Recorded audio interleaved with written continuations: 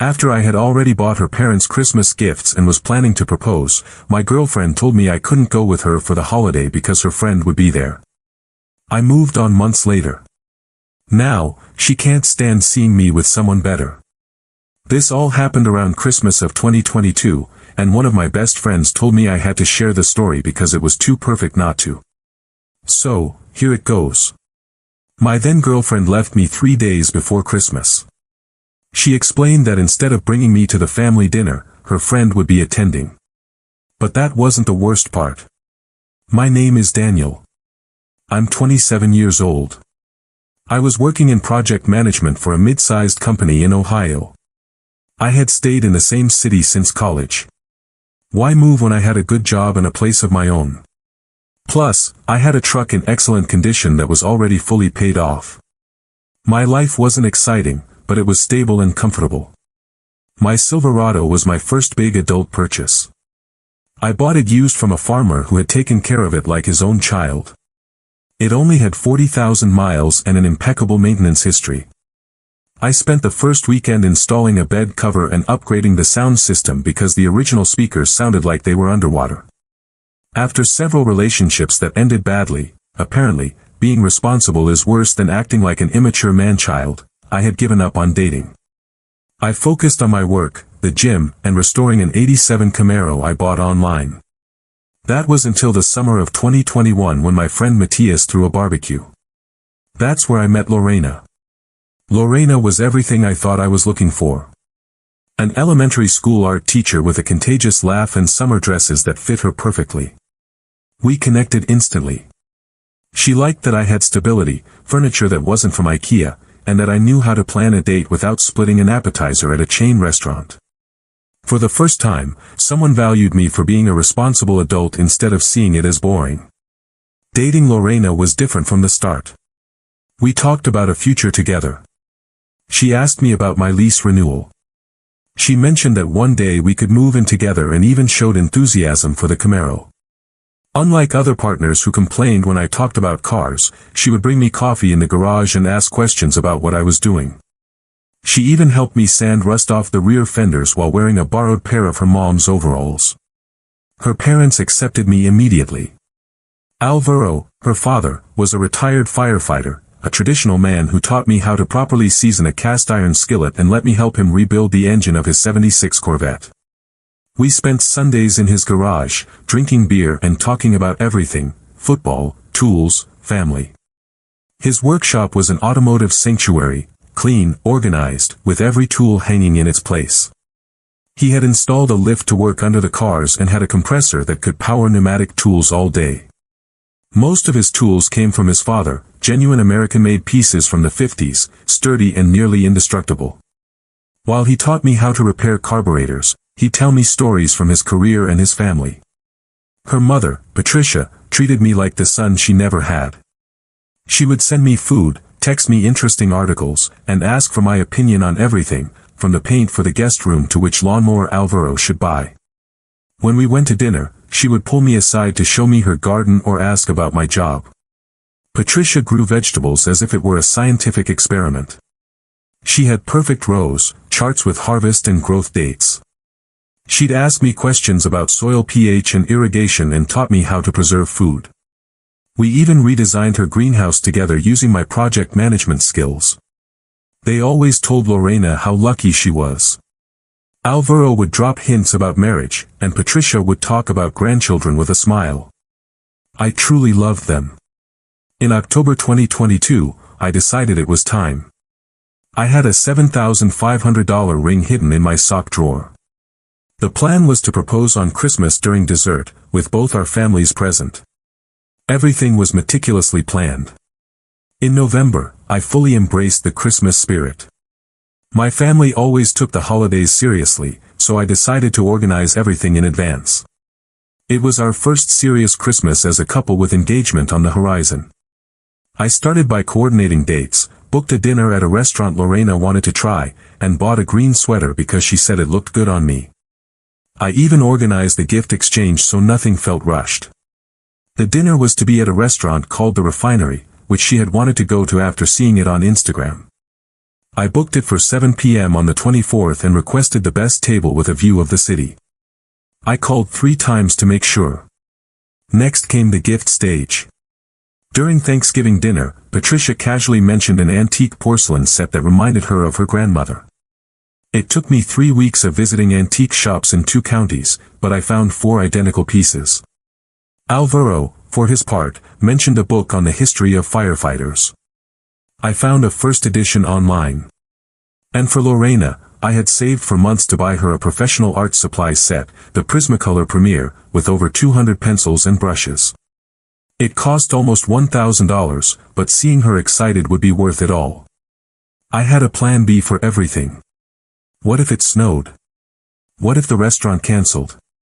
What if her family's schedule changed? That's just who I am. I show I care by paying attention to details, remembering things, and organizing everything to go well. But in early December, everything started to fall apart. The first sign was when I showed Lorena the porcelain pieces. I was excited. I laid them out on my table like a hunter displaying his treasure. She barely looked up from her phone and said, "Oh, that's nice," as if I were showing her a grocery receipt. "Your mom is going to freak out when she sees them," I said, hoping for a reaction. She just mumbled an "aha" while continuing to scroll through Instagram. I tried not to make a big deal of it. She told me work was stressing her out with parent-teacher conferences and Christmas events. At first, it seemed credible. Being a teacher in December must be exhausting. She would come home worn out, complaining about demanding parents and impossible deadlines. I would make her dinner and let her vent while she graded papers in my kitchen. At first, I thought her attachment to her phone was just a way to unwind after a long day. I didn't think much of it. Then she started mentioning Yvonne, an old friend from college who, she told me, had moved back to town for a job at a startup. At first, it was sporadic comments. Yvonne says I should travel more, or Yvonne thinks this town is too small for creative people. I wasn't alarmed. It's normal to reconnect with old friends. But soon, every conversation revolved around him. Yvonne thinks I should take more risks with my art. Yvonne says small towns kill dreams. Yvonne has a million stories from when he lived in Chicago. It turned out he worked for one of those alternative coffee companies that sell artisanal blends to hipster cafes. Probably the type who has strong opinions on brewing methods and owns more flannel shirts than a lumberjack. Lorena couldn't stop talking about his creative energy, how inspiring he was, and all the countries he had visited before turning 30. She started to lament that she had never left Ohio. Although I'm not the jealous type, I began to notice certain signs. During dinner, she was always on her phone, and when I asked about her day, she gave me evasive answers. She stopped specifying who she was going out with and would just say she was meeting some friends. Things became even more blurred when, on December 15th, I tried to confirm our Christmas dinner reservations.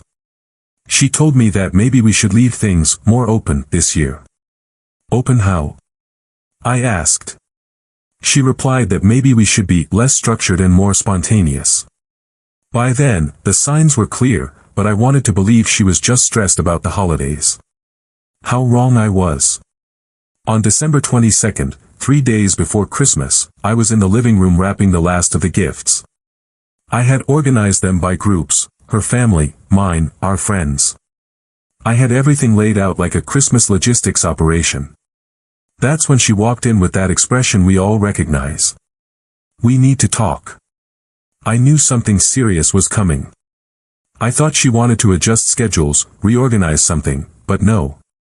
She sat on the couch and, in a hesitant voice, dropped the bomb. "I'm taking Yvonne to Christmas dinner instead of you." I froze.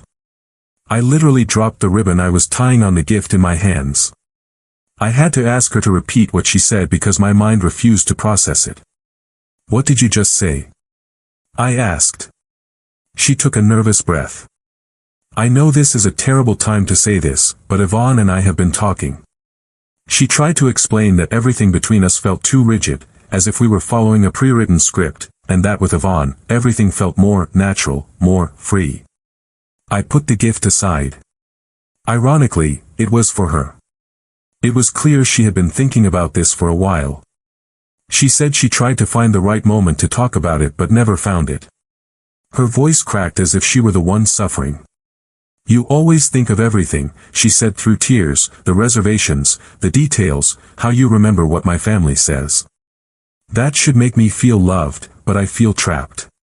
Trapped by someone who cared for her, trapped by someone who was planning a future together." She said Yvonne wasn't like that he just lived in the moment. And that's when she dropped the final bomb. "Last week, I saw the ring box in your drawer. I know what you were planning for Christmas dinner." I was floored. "You went through my things." "I was looking for my phone charger and I saw it." "Daniel, I'm only 25. I'm too young to get engaged. Can you imagine how awkward it would have been if I had to turn you down in front of our families?" Then she added, as if she were doing me a favor, "Seriously, I'm saving you the humiliation." I couldn't believe what I was hearing. A favor. She said this way, we could both get out of it without public embarrassment.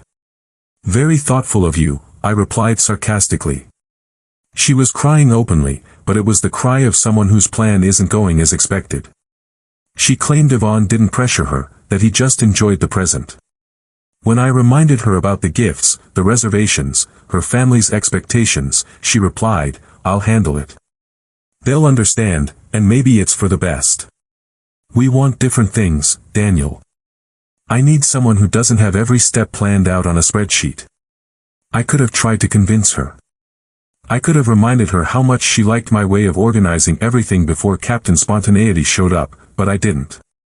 Something inside me just shut down. Like when someone in a meeting suggests a terrible idea, and you politely decide not to respond. I got up, gathered all the gifts I had bought for her family, and placed them carefully on the coffee table. "Give these to your parents.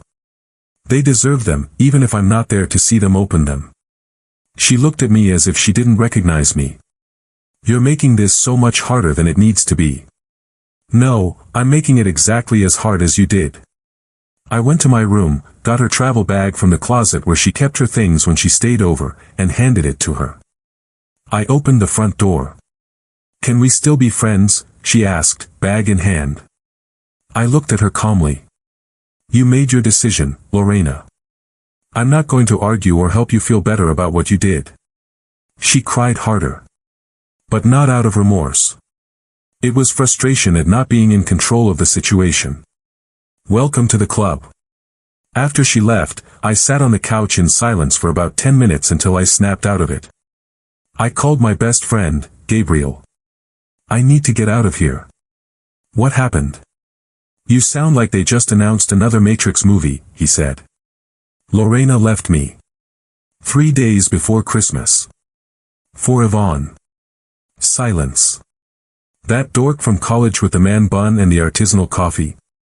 You've got to be kidding me." 20 minutes later, I was at his place with a bag of clothes. He had his console ready and a fridge full of drinks, as if he were prepared for a post-breakup emergency operation. And yes, Christmas at Gabriel's place ended up being much better than I imagined. As he loaded a game, he said, "So, Princess Spontaneous couldn't handle being with someone who has his life together and traded you for a budget Ryan Gosling?" She said I was too structured, that I planned everything. Of course. How terrible that someone remembers her birthday and doesn't live in his mom's basement eating frozen food. He handed me a controller. "Did you tell her about the ring?" he asked. "She found it in my drawer. She told me that by leaving me before I could propose, she was doing me a favor." Gabriel paused the game and stared at me. "I'm sorry, are you serious?" he said in disbelief. "Those were her exact words," I replied. "Bro, I've heard a lot of crazy things in my life, but that takes the cake." He unpaused the game and was immediately eliminated, apparently by a 12-year-old kid. "You know what this means, right?" he continued as he restarted the match. "You just dodged a bullet the size of a spaceship. Imagine being married to someone who considers it a flaw to be cared for." Gabriel's apartment was the perfect example of a bachelor pad, a 75-inch TV mounted on the wall, gaming chairs that looked like they were pulled from a race car, and enough consoles to stock a store. The kitchen had only a microwave, a mini fridge, and a coffee maker. Why complicate things? The guy had his priorities straight and zero complexes about living like a grown-up kid who pays his bills. We spent Christmas Eve playing video games and eating frozen snacks while making fun of strangers online. Every time the situation with Lorena popped into my head, Gabriel would crack some absurd comment or a joke that made me laugh, despite everything. "You know this is for the best," he said, laughing, around 2 a.m. as we lost another match. "She's going to spend Christmas explaining to her family why she traded a guy like you for a detox juice influencer." That made me genuinely laugh. "Her dad is going to hate him," I added. "Alvaro is going to eat him for breakfast." I give it 2 hours before he starts interrogating Yvonne about his 5-year plan just to make him uncomfortable. On Christmas morning, I woke up early out of habit. I made coffee, went for a walk around Gabriel's neighborhood, and then called my parents. They weren't surprised when I told them about the breakup. According to them, they already had their doubts about Lorena but preferred not to say anything while they saw me happy. "She always seemed to be looking for something more," my mom said, as if this was just a phase until something more exciting came along. "Thanks for the timely warning," I said sarcastically. Around noon, my phone started buzzing non-stop. The first message was from Lorena. "My mom won't stop asking about you and I don't know what to tell her." Then another, "Yvonne is trying, but he doesn't understand our traditions." And later in the afternoon, "The tea set you gave my mom made her cry. She said it was the most beautiful gift she's ever received." During dinner, her parents started texting me directly. "Alvaro, Daniel, Patricia and I are furious with Lorena for what she did to you. You didn't deserve that. Your gifts were incredible, and it breaks our hearts that you're not here. You will always be part of our family." Patricia sent me a long text, "Honey, I don't understand what happened to our daughter. To us, you are still family. That Yvonne is rude and arrogant. We've already told her. We love you very much and are so sorry for what happened." They even sent me pictures, Patricia using the tea set, Alvaro reading the book I gave him. They were clearly trying to show Lorena everything she had thrown away. One of Alvaro's messages came with a picture of him glaring at Yvonne with contempt during dinner, while the other guy tried to justify why he didn't eat meat. Apparently, Mr. Spontaneous was also Mr. Vegan, which didn't sit well with a retired firefighter who didn't consider a meal complete without at least 2 types of meat. The last message of the night was from Lorena again. "I think I made a mistake. Can we talk after the holidays?" I read all the messages, wrote replies, deleted them, and put my phone on airplane mode. She had made a decision. I wasn't going to be the one to help her feel better about it. 2 weeks later, she called me around 11 p.m. on a Tuesday. Her voice was shaky, as if she had been crying for hours. "Daniel, I need to talk to you," she said through sobs. "Yvonne left." I answered without emotion. "He only came for the holidays. He didn't want anything serious. He's going back to Chicago." Her voice broke even more. "I destroyed everything we had for someone who was just playing with me. What a surprise. Nobody saw that coming, except for everyone. Please, don't be cruel.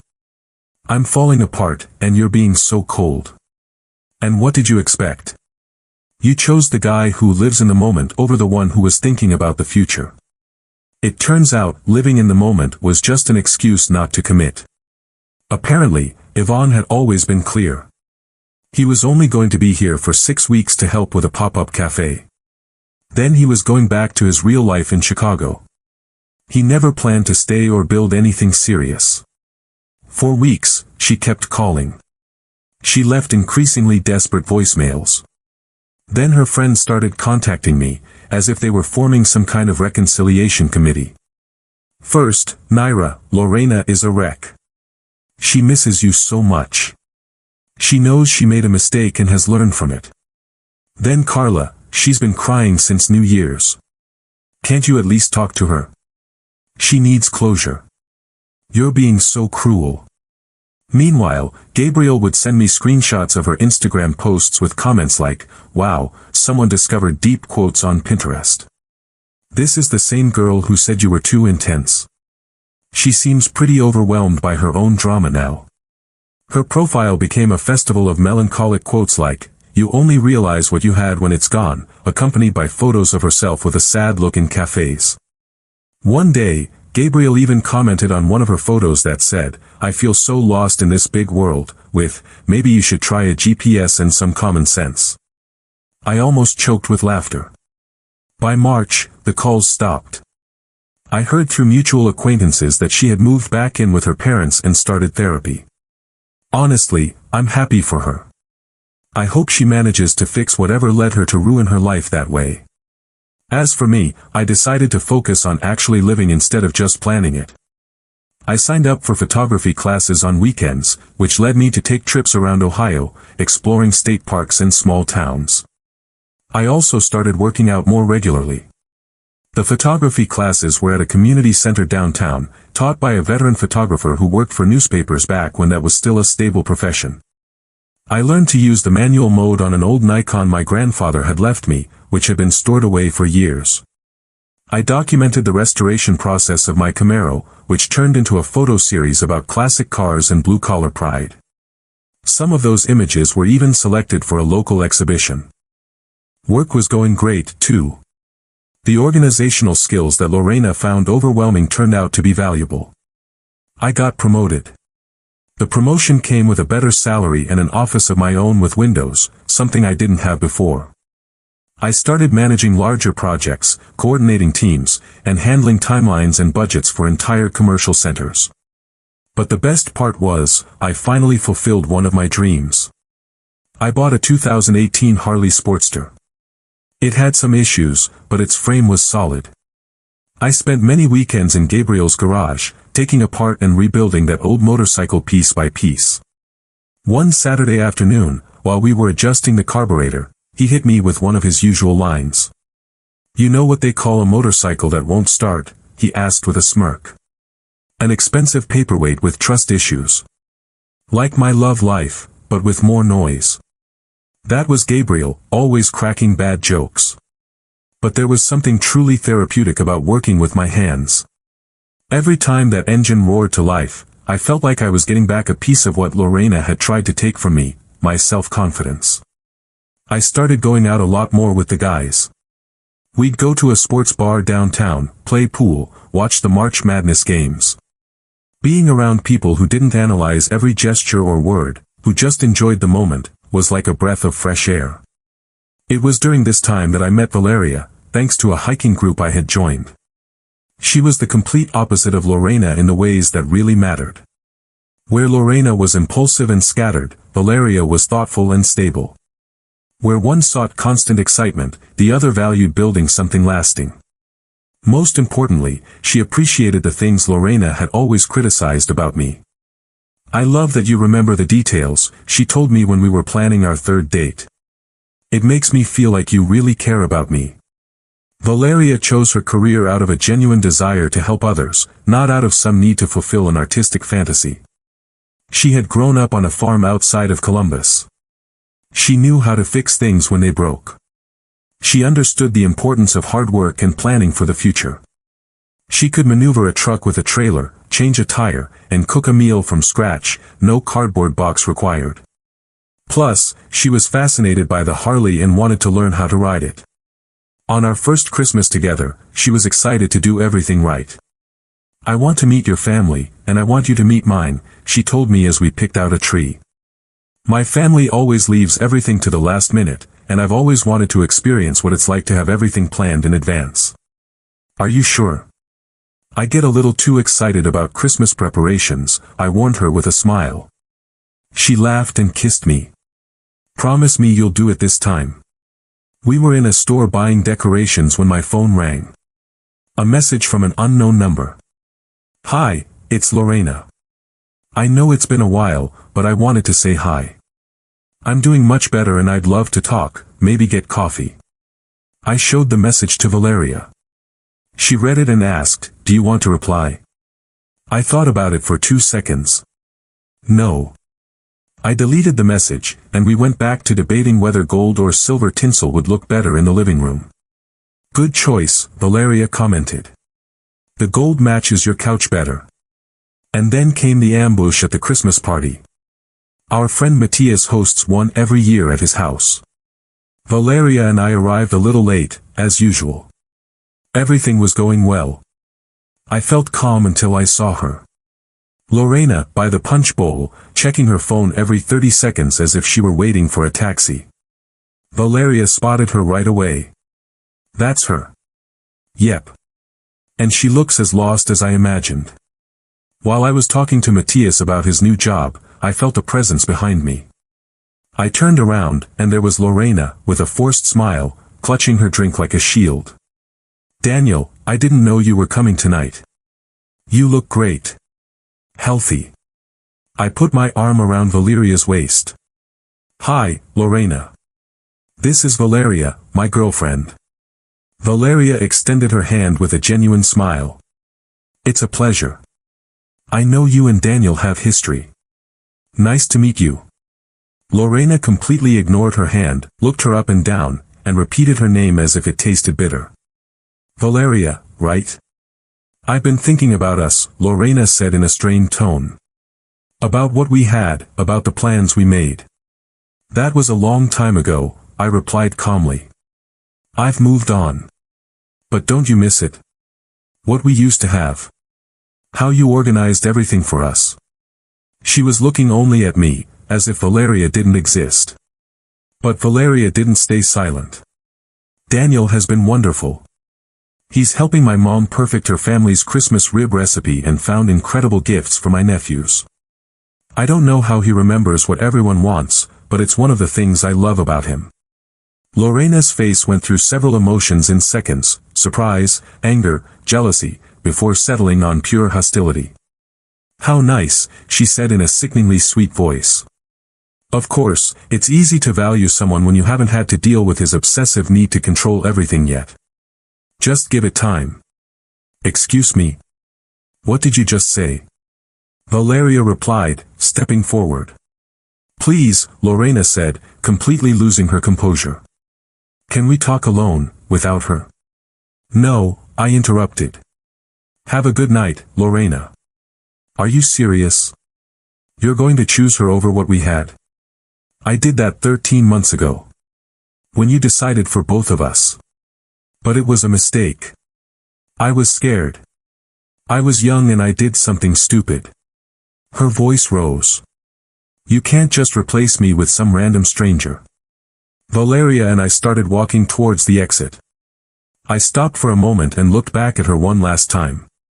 The next time someone plans a Christmas with you, try not to tell them 3 days before that they're uninvited to their own proposal. And that's when she lost control. Are you serious right now? She yelled from across the room. You're just going to walk away like that after everything we shared? The entire place fell silent. Valeria squeezed my hand. We kept walking, but Lorena didn't stop. She doesn't know you like I do. She's just a replacement. She'll never understand what you and I had. Her friends, Naira and Carla, rushed over from the other side of the room, trying to calm her down. Lorena, stop, you're making a scene, one of them whispered through gritted teeth. I don't care. He's making a huge mistake, and everyone knows it. As they practically dragged her out, Carla shot us a look of contempt. Real classy, Daniel. Bringing a random girl just to hurt Lorena. And did you seriously downgrade? She added with a sneer. Outside, Valeria squeezed my hand again. Well, that was more dramatic than I expected. For me or for her? Definitely for her. She had the look of someone watching her future walk away. Maybe so, but it's not my problem anymore. The rest of the party was great after that. We planned what to do for New Year's. We talked about possible vacation destinations. We just enjoyed being together, drama-free. By summer, my life was better than I ever imagined. The Harley restoration was finished. Gabriel and I had transformed that battered Sportster into a cover-worthy machine. Every Saturday, we'd ride across Ohio, visiting small towns, hidden bars, just enjoying the freedom. You know what's funny? Gabriel said to me one weekend as we had lunch at a place whose name I couldn't even pronounce. A year ago, you were planning Christmas dinner with a crazy person, and now you're living like you're in a Bruce Springsteen song. I call it personal evolution. Valeria moved into my apartment in April, and the transition was so smooth it felt like she had always lived there. She cooked like she'd graduated from a culinary school. She loved going to the gym with me. Most surprisingly, she never got upset when I disappeared for a while to work on the bike or spend time with the guys. She'd just smile and say, "Have fun, love." Then she'd post a story on Instagram saying how much she loved watching me do what I was passionate about. Her profile seemed like a tribute to our relationship, but not in a bad way. Photos of us on hikes, me working on the Harley, us cooking together on weekends. The captions were always things like, "Watching him follow his passions makes me fall in love all over again." Her friends would comment on how lucky she was to have found someone with stability and direction. And that's right when things started to get weird again.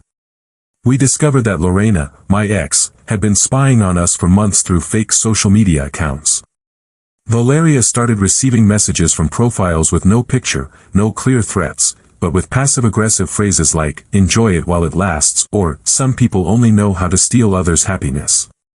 It was obvious these accounts were made for the sole purpose of snooping on our lives. One of these accounts even sent messages to Valeria, suggesting she look into my past and ask me what really happened with my ex. Valeria showed me the screenshots, laughing, and at first, we took it as something pathetic. But Lorena soon moved from the virtual world to real-life harassment. She started showing up in my work parking lot, just watching the building from her car like she was in a badly written drama film. Security had to escort her off the premises on 2 occasions. She even started calling my coworkers, asking them to make me see reason because, according to her, I was making a huge mistake.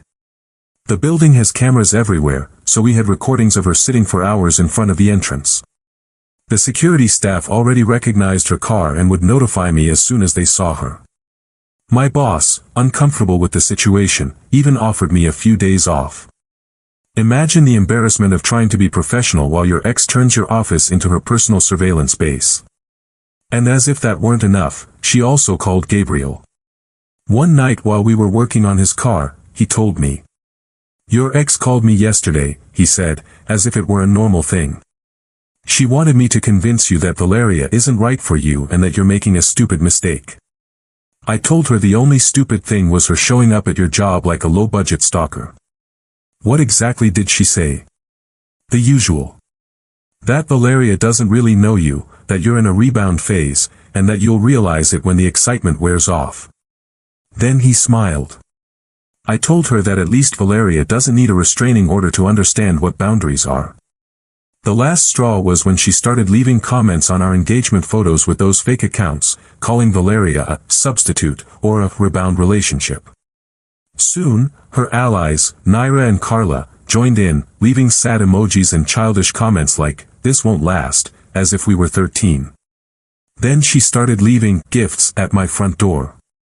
White flowers accompanied by cheesy notes like, "Remembering what we had," or, "Some loves never die." Valeria was unsettled, and so was I. It was time to take legal action. I filed for a restraining order that prohibited her from coming within 500 feet of me, Valeria, our home, my work, or any place where it could be reasonably assumed we would be. I thought that would put an end to it. I was wrong. One Friday night, in late February 2024, we were at home, Valeria, Gabriel, and I, in the middle of an epic Mario Kart tournament. Valeria was crushing us without mercy and gloating as if she were born for it. And then we heard loud banging on the door. "Daniel, I know you're in there," a clearly intoxicated voice yelled. It was Lorena, completely drunk. "Valeria is no better than me. You're making the biggest mistake of your life."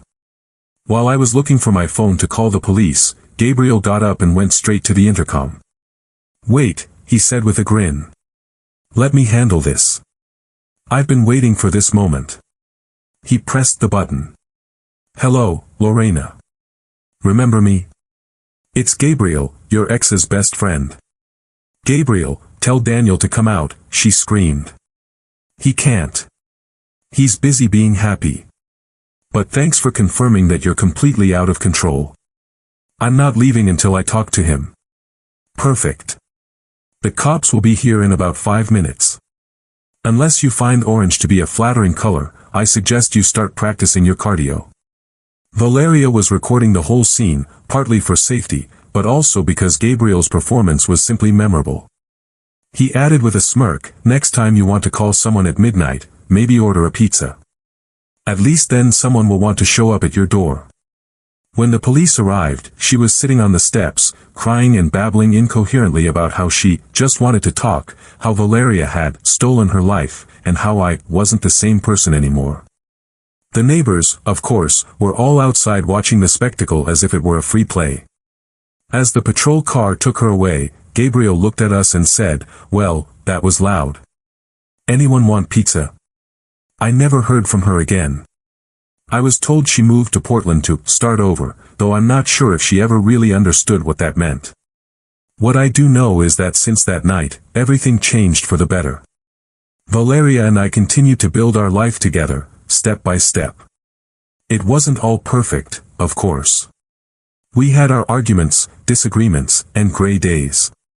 But there was something about her that always brought me back to a calm place. The way she looked at me, as if she knew that despite everything, we were heading in the same direction. We decided to get married in a simple ceremony, surrounded by people who truly added to our lives, without excessive luxury or obligatory invitations.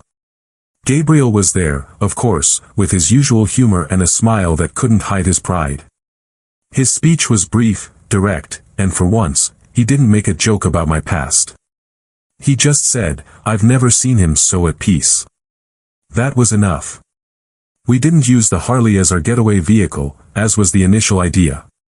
Instead, we rented an old truck and went on a road trip along the coast, with no set destination, no reservations, no maps. Just her and me. At a gas station at sunset, Valeria looked at me from the passenger seat and said, "Sometimes all you need to heal is to stop looking back." And she was right. It wasn't about getting revenge or proving anything to anyone. It was about closing chapters, learning and moving forward, not repeating patterns, and making a choice, this time, from a place of peace. Today, when I think about everything that happened, I don't feel resentment, only gratitude. Because even the most chaotic stories can push you toward the life you truly deserve.